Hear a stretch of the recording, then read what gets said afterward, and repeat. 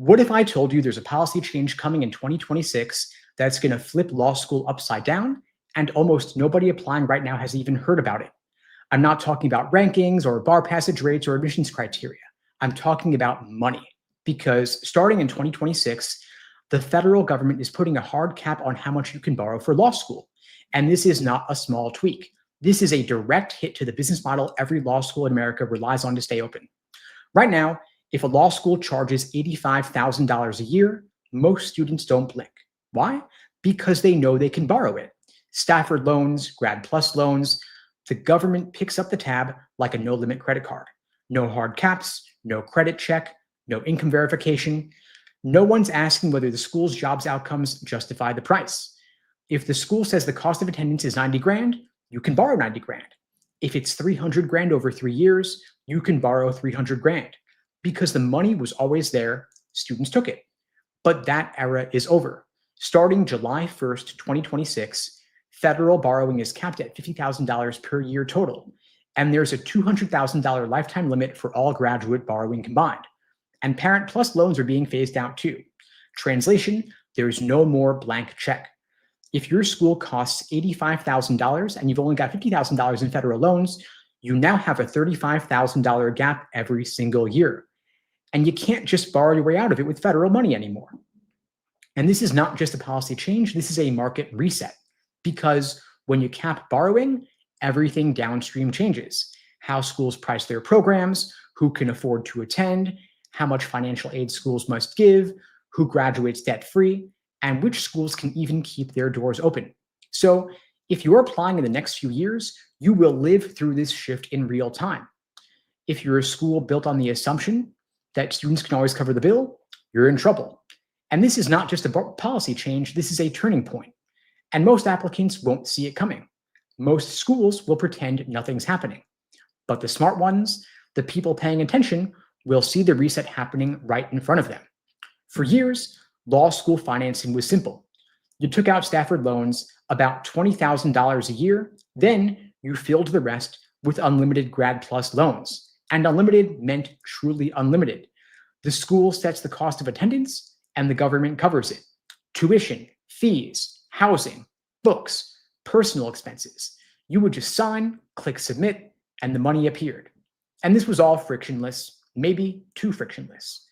And that is exactly what made Grad PLUS both powerful and dangerous.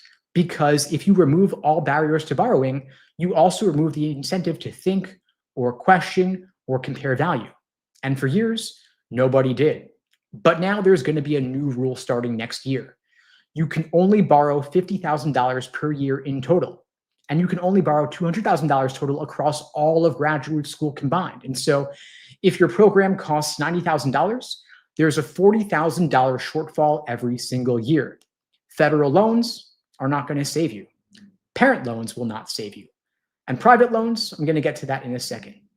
But for the first time in decades, students will have to confront the question, how am I actually going to pay for law school? Not what's the ranking, or does the campus look nice, or do they have a clinic that looks cool? But can I afford this without destroying myself financially? And this is not a small change. This is the government drawing a hard line. Now, let's get brutally honest here. Law school tuition is not based on what education actually costs. It's based on what schools think students can pay.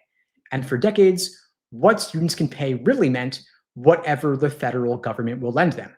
That's why tuition spiraled out of control. I mean, think about it. If you got a high LSAT and a high GPA, you get a scholarship, aka a discount. If your stats are more middle of the pack, you pay more. If you're international, first gen, low information, you're often paying full price. Not fair, not transparent, and that system only works because of unlimited Grad PLUS. Once you cap borrowing, that whole fantasy collapses. Students will look at an $85,000 price tag and say to themselves, I literally cannot pay this. And schools will have to face reality for the first time in over 20 years.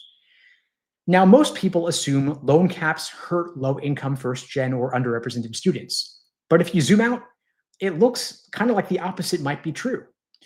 The students who got hurt the worst were the ones who borrowed the most for the schools with the worst outcomes. These students didn't have financial advisors, didn't have parents who went to grad school, didn't know how to evaluate risk, didn't know to negotiate scholarships, and they trusted in the school's branding and their promises. Then they borrow $250,000 for a school with 50% bar passage, 50,000 median salary, and 50% JD required employment.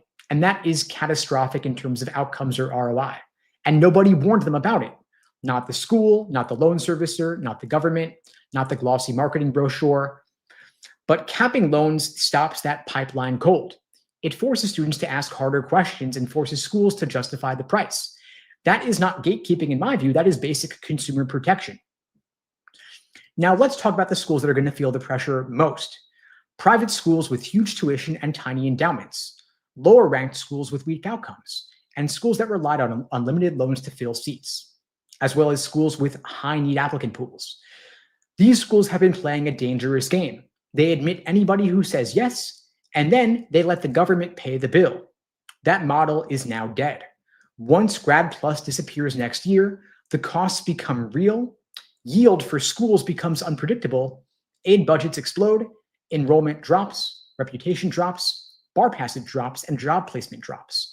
As a result of that, many schools are going to shrink, some will merge, some will quietly close their doors. That's just basic math. Now, you might hear people say that private lenders will step in, no reason to worry. But here's the thing. Private loans are not guaranteed. They require credit checks. They often require loan cosigners. They often charge 10 to 15% interest and offer zero protections. And if your school has weak outcomes, a lender might simply say, we're not going to finance this. Private loans will help a small number of high credit score students attending strong schools, but they are not a replacement for Grad PLUS, and they were never meant to be. Now, everything so far that I've shared might sound kind of negative, because we're talking about loan caps, budget gaps, schools at risk, and students scrambling. But let's step back for a second. This is exactly the correction legal education has needed for years, because the old system had unlimited borrowing with zero oversight. Schools were raising prices just because they could. So going forward, we're going to see fewer high debt borrowers. We're going to see reduced enrollment at lower tier schools. We're going to see more transparent pricing. We're going to see a focus on ROI more than rankings, and we will see real challenges to diversity. And schools that voice a desire for diversity will have to put real institutional money behind it. In other words, they'll have to walk the walk, not just talk the talk. Now, students, as a result of all this, will be asking, what's the real cost? What's the real value? And what happens if this degree doesn't pay off? So I want you to treat yourself like an informed consumer, not like you're trusting blindly in what the school is telling you. Do your own research, do your own homework, look at the ABA 509 reports to look at the scholarship offers and the LSAT and GPA medians so you can be better informed about what you're going to do.